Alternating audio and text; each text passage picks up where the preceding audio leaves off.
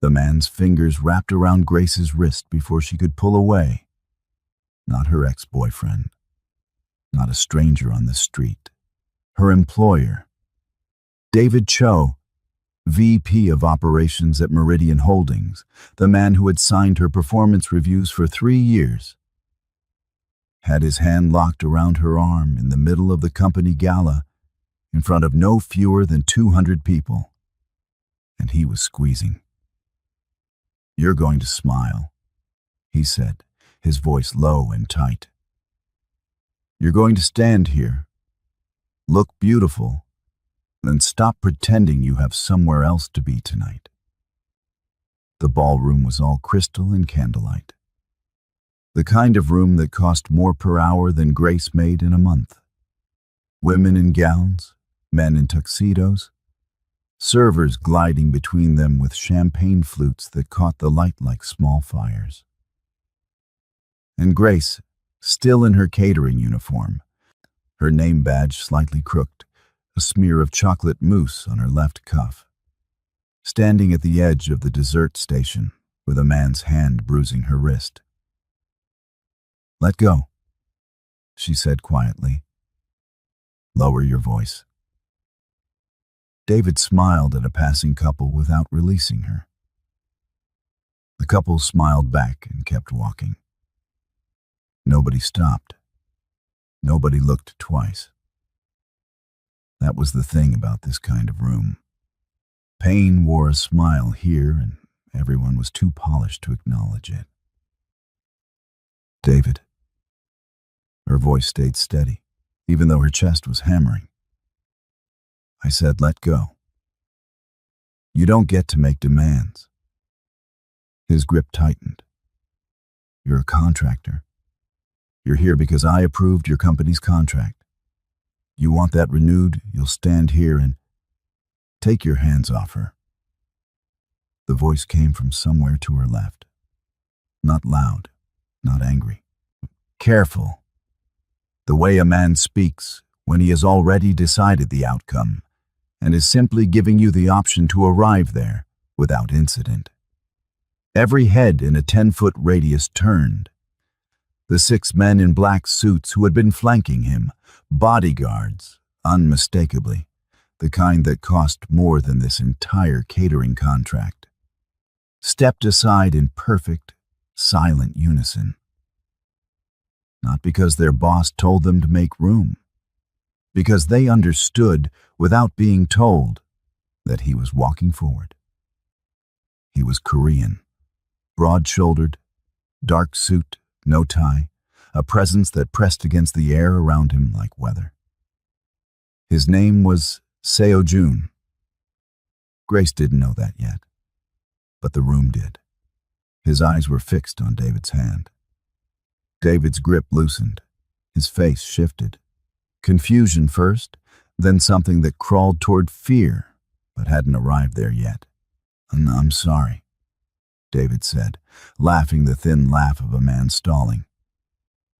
"Do I know you?" Seo-jun said nothing. He stopped 2 feet away, and the silence he brought with him was heavier than anything David had said. Grace's wrist slipped free. She didn't run. She didn't move. She just stood there, heart slamming, mousse on her sleeve, looking at this stranger who had walked through 6 bodyguards and 200 witnesses like none of them existed, and said 4 words that nobody in this room was going to forget. "Take your hands off her." And the thing that nobody would be able to explain later, not even the bodyguards, was why they stepped aside. He hadn't looked at them, hadn't gestured, hadn't spoken a single word in their direction. They just moved. David Cho had not moved. That was the problem. Most men, when faced with something they couldn't immediately categorize, chose retreat. David had chosen to stand his ground, which told Grace everything she needed to know about how this evening had been going to end, with or without the stranger in the dark suit. "I don't know who you think you are," David said. And his voice had found its footing again, climbing back toward authority. He straightened his jacket, looked Seo-jun up and down with the particular contempt of a man who had never once been told no by someone he couldn't fire. "But this is a private event. And whatever you think you just saw, I know what I saw." 4 words. Quiet. Final. David blinked. Around them, the ballroom had not resumed, and the music was still playing. Something soft and orchestral that now felt obscene against the tension knotting the air. But the conversations nearest to them had gone silent. Guests stood with champagne flutes raised halfway to their mouths, frozen mid-gesture, watching. 200 people, and not one of them moved to help her. Seo-jun didn't look at them. He looked only at David, and there was nothing in his expression that resembled anger. It was colder than anger, more deliberate. The face of a man who had already run the calculation and arrived at the answer before the problem had finished presenting itself. "She works for your company." David tried again, his voice dropping to a register meant to suggest reason, negotiation, the language of men sorting out a misunderstanding. "This is an internal matter. I'd suggest you... She doesn't work for you anymore." David laughed, short and sharp. "Excuse me?" Seo-jun reached into the inside pocket of his jacket and produced a folded document.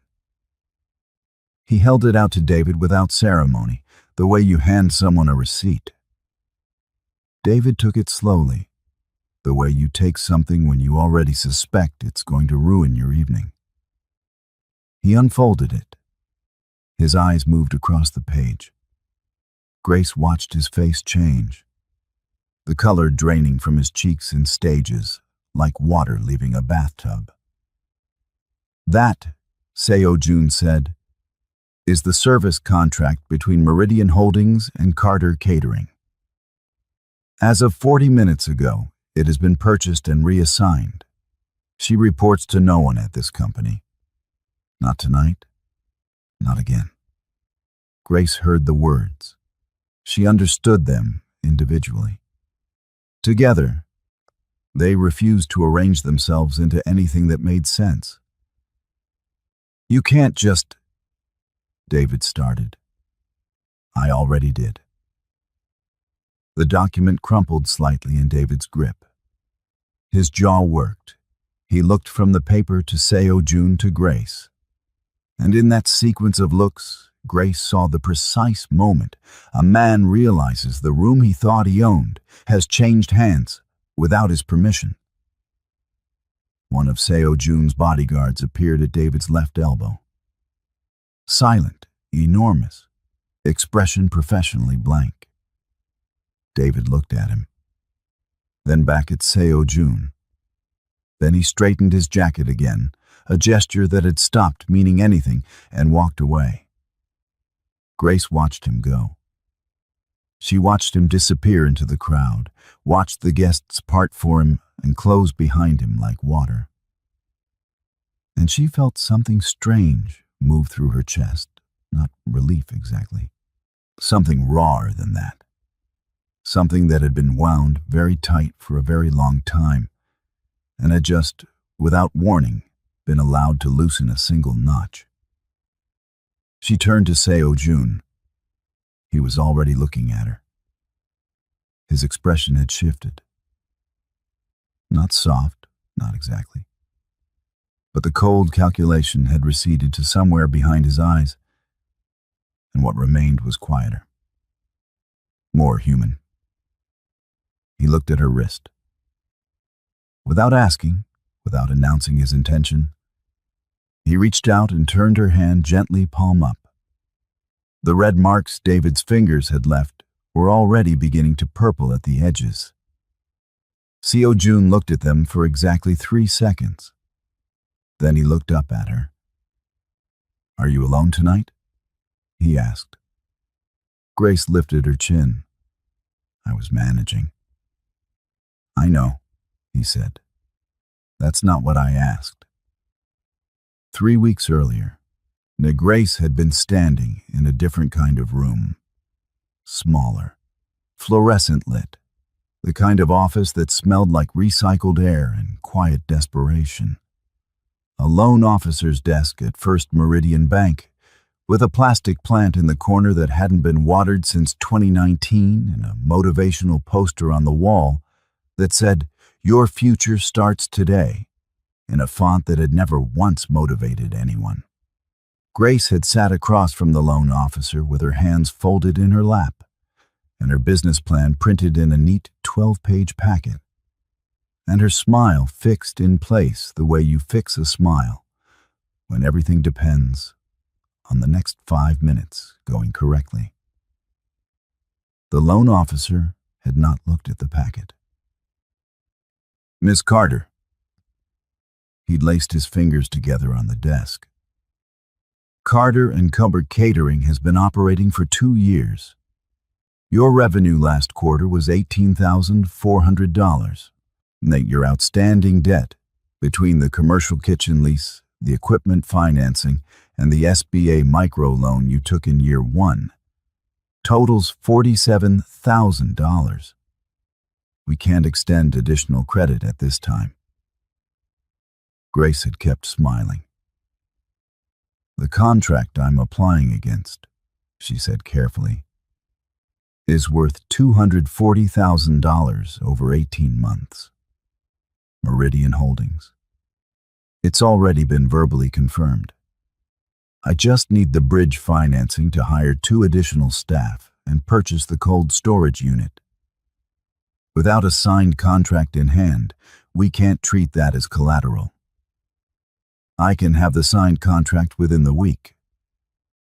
Then come back with the signed contract." She had come back with the signed contract, and that was where it had gone wrong.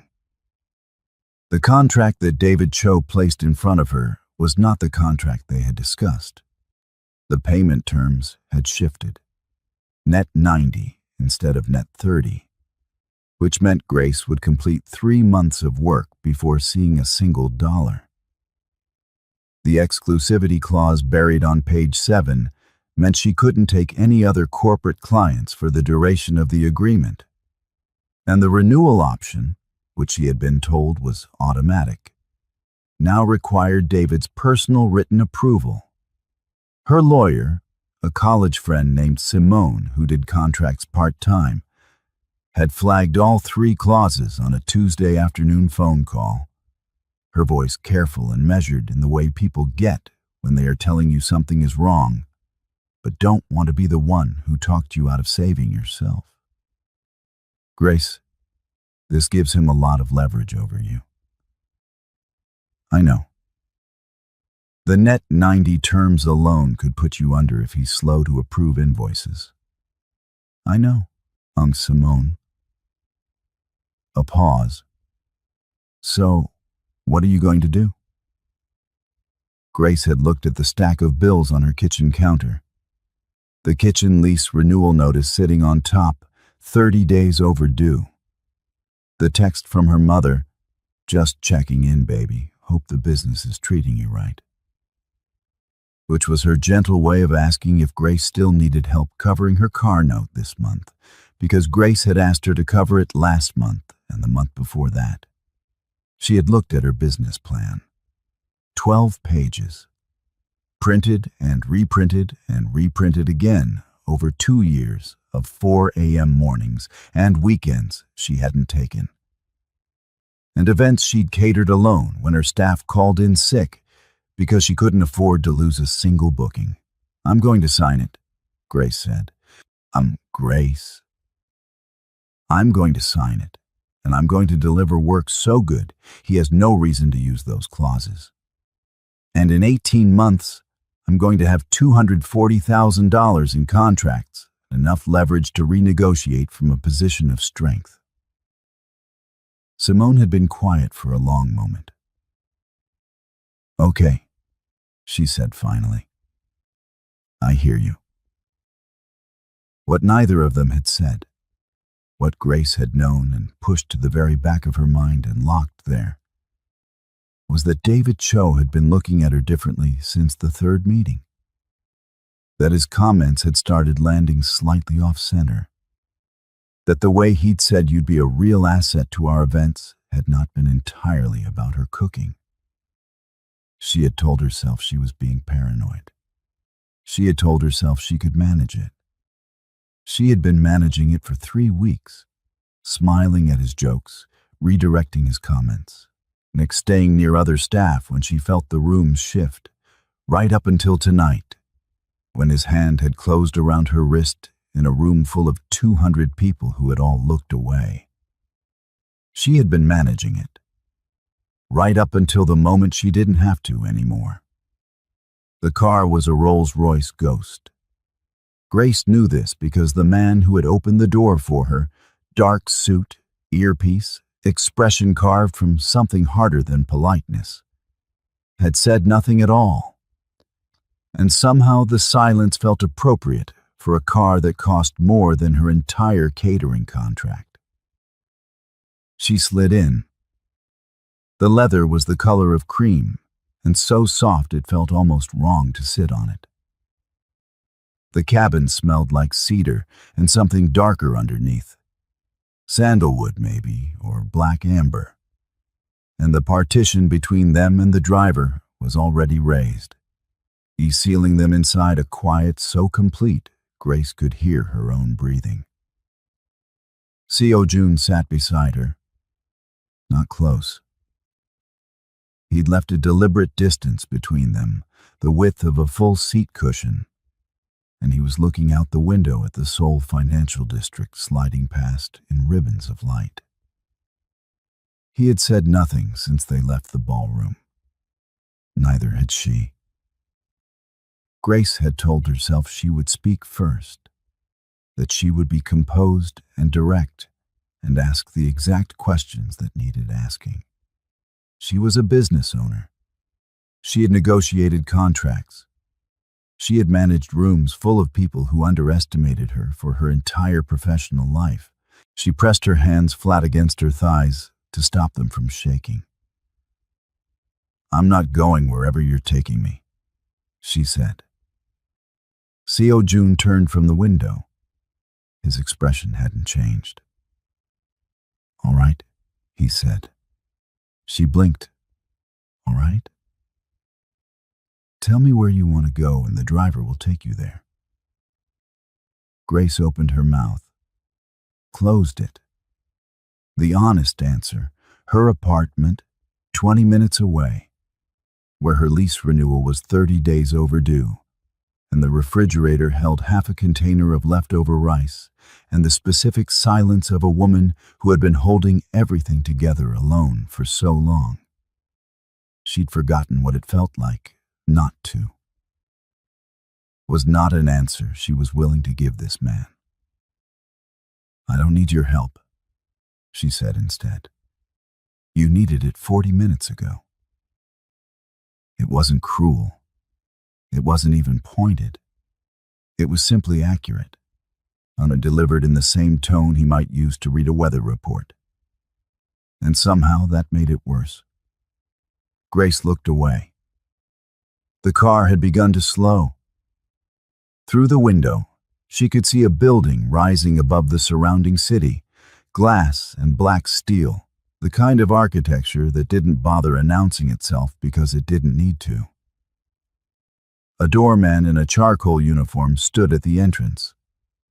2 more men flanked the lobby doors, hands clasped, watching the car arrive. I'm not staying with you, Grace said. There are 4 guest suites, Seo Jun said, each with its own entrance.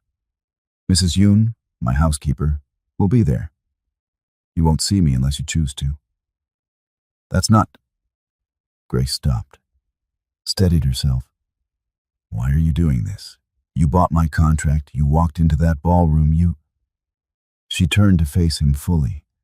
What do you want from me, Seo-jun? He looked at her for a long moment. The city light moved across his face in slow intervals. Bright, then dark, then bright again. Nothing, he said. People don't do what you did tonight for nothing. No, he agreed. They don't. He didn't elaborate. He simply held her gaze with an openness that was more unsettling than any deflection could have been. And Grace felt something shift in the room, some small tectonic thing, deep and slow, the kind of movement you don't notice until the ground has already changed beneath you. The car stopped. Mrs. Yoon was waiting in the lobby. A small Korean woman in her 60s with silver hair pinned neatly and reading glasses hanging from a chain at her chest. She bowed slightly when Grace stepped out of the car, her expression warm and unhurried, as if women arrived here at midnight in catering uniforms all the time, and it was simply never a problem. Miss Grace, she said, I've drawn a bath. There's food if you're hungry. Clothes have been set out. I guessed your size, but I am usually right. Grace turned to look at Seo-jun. He was already stepping back toward the car. You're not coming in? She asked before she could stop herself.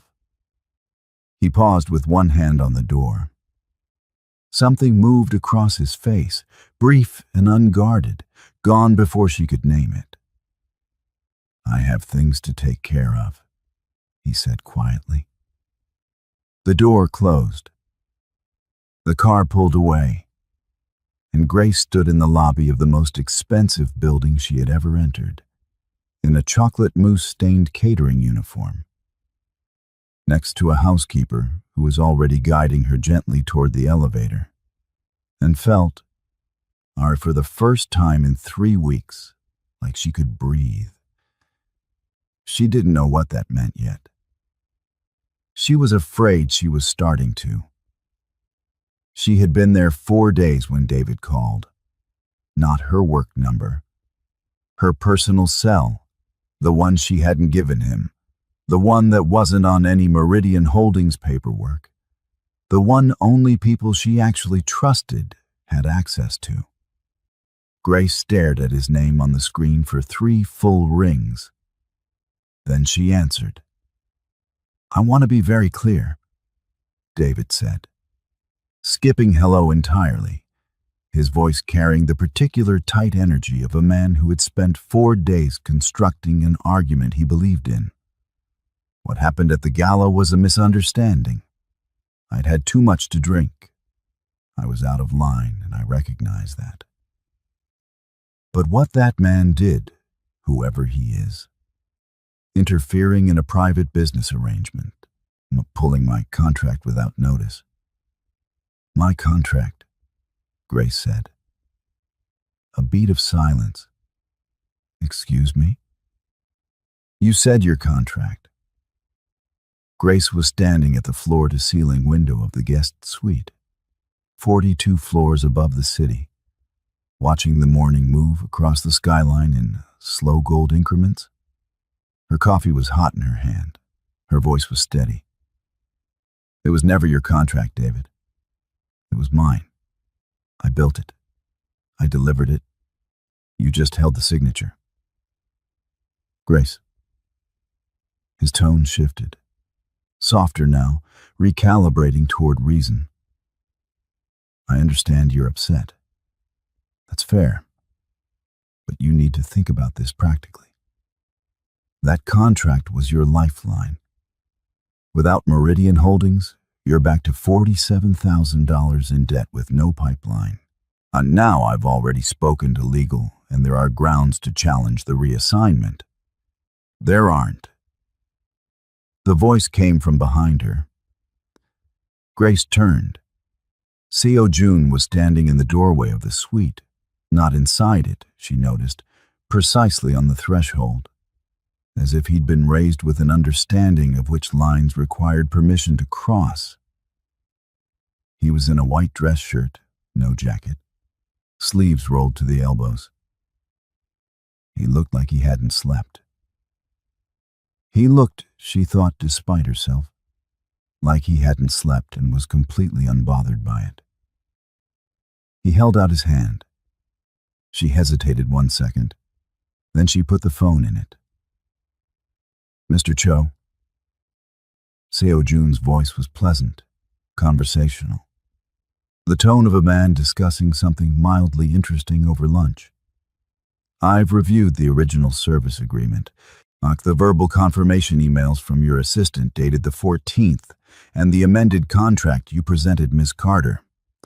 I've also reviewed your company's HR records." A pause. All of them. Silence on the line. "The reassignment is airtight," Seo Jun continued. "My legal team filed the paperwork with 3 separate confirmations. If you instruct your attorneys to challenge it, that process will take approximately 14 months. During that time, the records I mentioned will become relevant. I imagine your board will find them interesting." The silence on the line had a different quality now. Heavier. The silence of a man doing rapid, desperate arithmetic. "If you contact Ms. Carter again," Seo Jun said, "on any number, through any channel, directly or through a third party, those records stop being private. Do you understand what I'm telling you?" A long pause. "Yes," David said. The word came out stripped of everything. No authority, no negotiation, no carefully constructed argument. Just a single syllable from a man who had just watched every card in his hand disappear. Seo Jun ended the call. He set the phone on the console table just inside the door and looked at Grace. She realized her jaw was tight. She unclenched it deliberately. "What records?" she asked. "Complaints," he said simply. 4 of them, filed internally over the last 2 years, all buried. Grace felt something move through her, hot and clarifying, burning away the last residue of the doubt she'd been carrying, the quiet wondering if she'd misread the situation, if she'd been too sensitive, if she'd imagined the way his eyes had tracked her across every room.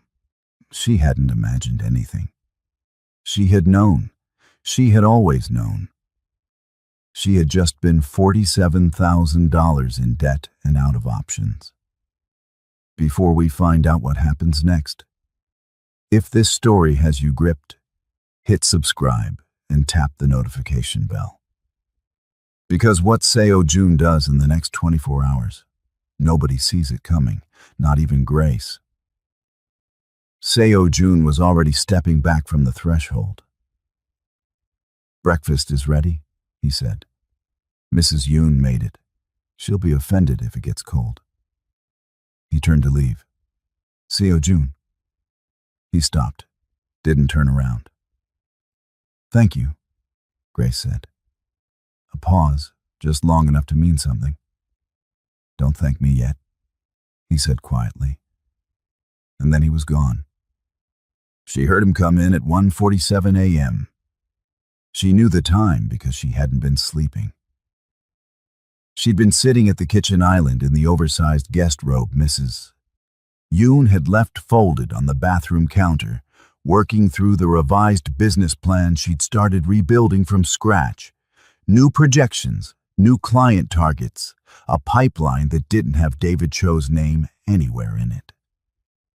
And the numbers had been cooperating just well enough to keep her at the table past midnight. She heard the elevator. Then the main door. Then nothing. No footsteps, no movement.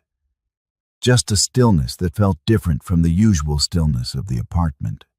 Heavier somehow, the way the air changes when someone is standing very quietly inside it. Grace set down her pen. She found him in the living room.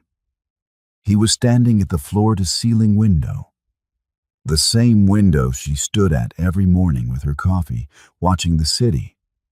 Still in his suit, jacket on, but his tie was pulled loose and hanging open, and his right hand was pressed flat against the glass, like he needed something solid to push against. He hadn't heard her come in. She watched him for a moment. The city spread out behind the glass, 42 floors below, all light and distance. And Seo-jun stood against it, like a man who owned everything he could see, and found no comfort in any of it. "You don't have to pretend I'm not here," Grace said quietly. He turned. Something moved across his face, not surprise exactly, more like a man who had forgotten, briefly, that the world still contained other people. "I didn't want to wake you," he said. "I wasn't sleeping." He looked at her for a moment. Then he turned back to the window. Grace crossed the room and stood beside him, not close, leaving the same deliberate distance he always left for her, and looked out at the city. "Bad night?" she asked. A long pause. "There are parts of my life," Seo-jun said carefully, "that require things I don't enjoy requiring." He was quiet for a moment. "Tonight reminded me of that." Grace didn't push. She had learned, in 6 days of living inside the architecture of his silences, that Seo-jun didn't respond to pressure. He responded to space. She gave him space. He spoke anyway. "I made a decision 12 years ago," he said.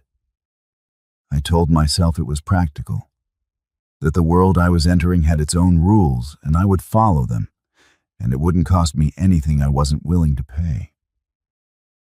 His jaw tightened slightly. "I was 23. I didn't know yet what the payments looked like." Grace looked at his reflection in the glass. His eyes were already on hers. "Do you regret it?" she asked. "Some nights," he said. "Not the decision. The cost." The city hummed 42 floors below them. Somewhere distant, a siren rose and faded. Grace became aware, in the slow and specific way you become aware of things at 1:47 a.m. in a quiet room, that she had shifted slightly closer to him without meaning to. That the distance between them had narrowed to something that was no longer deliberate. That Seo-jun had not moved away. He turned from the window to face her. His eyes dropped, just once, just briefly, to her mouth. Then back up. The air in the room did something Grace had no clinical term for. "Grace," he said. His voice was low and careful, the same voice he used when he was choosing his words with full awareness of their weight. "I know," she said softly. Because she did know. She knew exactly what this was, and exactly why it couldn't move forward, and exactly how little that logic was helping her at this particular moment. Seo-jun reached up slowly. His hand cupped her face, just barely, just his fingertips against her jaw. And he looked at her with something open and unguarded that she had never seen on him before. Something that looked, she thought, almost like longing. Then he dropped his hand, stepped back. "I should go," he said. "I have things to take care of." He was halfway down the hallway before Grace remembered how to breathe. She turned back to the window. The city looked exactly the same as it had 5 minutes ago. She had never in her life resented a skyline so much. She found it by accident. Now that was the thing she would keep coming back to later. She hadn't been looking. She hadn't gone searching through his things or his life. or the carefully maintained distance he kept between who he was in this apartment and who he was everywhere else. She had simply been trying to find a pen. Mrs. Yoon had asked her to sign for a delivery. Grace had gone to the console table in the main hallway, the same one Seo-jun had set her phone on the morning of David's call. And she had pulled open the narrow drawer, looking for something to write with. Inside was a single photograph. She almost didn't pick it up. But something about it snagged her attention, the quality of it. Too sharp and too deliberate to be casual, the kind of image someone takes when they are documenting rather than remembering. It was a man. Korean, mid-50s, seated at a restaurant table. Across from him sat two other men Grace didn't recognize. On the table between them was an open briefcase. In the corner of the photograph, handwritten in red ink, were 8 digits that looked like a financial routing number. And below that, 2 words in English. He already moved. Grace put the photograph back. She closed the drawer. She signed for the delivery with Mrs. Yoon's pen from her apron pocket and said nothing. That afternoon, she found Mrs. Yoon in the kitchen folding linen napkins with the focused precision of a woman who had worked in this household long enough to have developed opinions about the correct angle of a fold. Grace sat at the island. "Mrs. Yoon," she said carefully, "how long have you worked for Seo-jun?" Mrs. Yoon didn't look up from the napkins. 11 years, she said. "And before this apartment?" "The house in Hanam-dong." A pause. "And before that, his father's house." Grace let that settle. "His father," she said. "What did his father do?" Mrs. Yoon's hands stilled on the linen, just for a moment, barely a full second, before resuming their precise, unpracticed folding. "Mr. Kwon Sr., she said carefully, was a very powerful man." "And Seo-jun?" Mrs. Yoon set the folded napkin down. She looked at Grace for the first time since the conversation had started, and her expression held something that was not quite a warning and not quite sadness, but lived in the territory between them. "He is a good man," Mrs. Yoon said. "I want you to understand that first. Whatever else I say, that is the foundation. He is a good man operating inside a world that was built before he was old enough to choose it." Grace held her gaze. "But," a long pause. "But goodness," Mrs. Yoon said quietly, "does not always protect the people standing closest to it." She picked up the next napkin. The conversation, Grace understood, was over. She was still at the island an hour later when Seo-jun came home. He stopped when he saw her face. He was good at reading rooms. She had noticed this about him, the way he walked into a space and immediately understood its emotional weather. He read her now in exactly the same way, and she watched something shift behind his eyes. He set his keys on the counter. He didn't speak, neither did she. The photograph sat in the drawer 20 feet down the hallway. The 8 digits, the 2 words, already moved. The briefcase open on the restaurant table and the 3 men who knew what was inside it.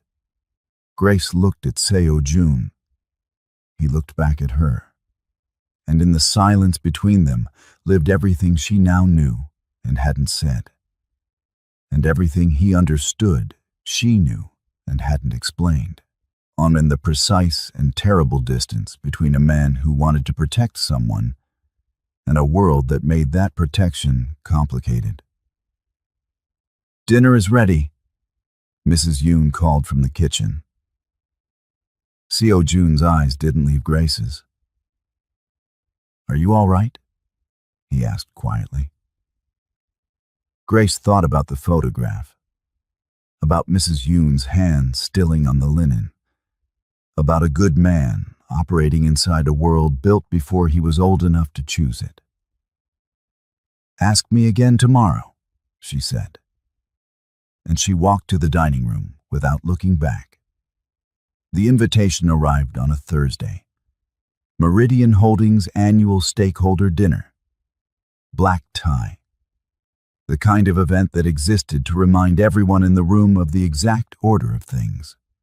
Who sat at which table, who gave the toast, who auctioned the centerpiece for charity, and whose name went on the plaque. Grace stared at it for a long time. It had been forwarded to her new business address. Carter & Co. Catering, now operating under a restructured contract worth $310,000 over 24 months, reassigned by Seo Jun's legal team to 3 separate corporate clients who had never once asked her to smile in a way that made her skin crawl. She didn't know why she had been invited. She went anyway. The ballroom was the same one. Same crystal chandeliers throwing the same fractured light across the same marble floors. Same orchestra playing the same soft, expensive music that was designed to make people feel like nothing bad could happen here. Grace walked in alone. She was wearing a dress the color of deep emerald, her own, unbought with the first payment from the new contracts. And her back was straight, and her hands were steady, and she had decided in the elevator on the way up that she was not going to feel small in this room. Not tonight. Not ever again in a room like this. She saw David Cho before he saw her. He was standing near the bar, holding court with 3 men in tuxedos, his face carrying the practiced ease of someone who had convinced himself the worst was behind him. He looked, Grace thought, exactly like a man who believed he had gotten away with something. He hadn't. She knew this because 40 minutes earlier, in the back of Seo Jun's car on the way to the venue, Seo Jun had handed her a tablet without preamble. On the screen was an email thread between David Cho and Meridian Holdings' head of HR, dated 14 months ago. In it, and David had explicitly requested that 2 of the 4 internal complaints filed against him be reclassified as, his words, personality conflicts requiring no further action. Below the email thread was a second document, a formal submission to the Meridian Holdings Board of Directors, filed that morning by Seo Jun's legal team, CC'd to 3 members of the company's audit committee and 1 investigative journalist at the Korea Jungang Daily. Grace had looked up from the tablet. "You've had this for weeks," she said. "Yes." "Why tonight?" Seo Jun had looked at her steadily. "Because you deserved to be in the room when it landed." It landed at 8:47 p.m. She watched it happen from across the ballroom. Watched the Meridian Holdings CEO excuse himself from a conversation. He watched him cross the room to David with his phone in his hand and his expression stripped of all its careful social polish. Watched David's face as he read whatever was on that screen. The color left him in stages, just like it had in the contract hallway, just like it had the night Seo Jun handed him that document and watched him crumble into a single quiet syllable. David looked up from the phone. His eyes found Grace across the ballroom. She didn't look away. She held his gaze for exactly 3 seconds. Calm, direct, unblinking. And then she turned her back on him and walked toward the exit.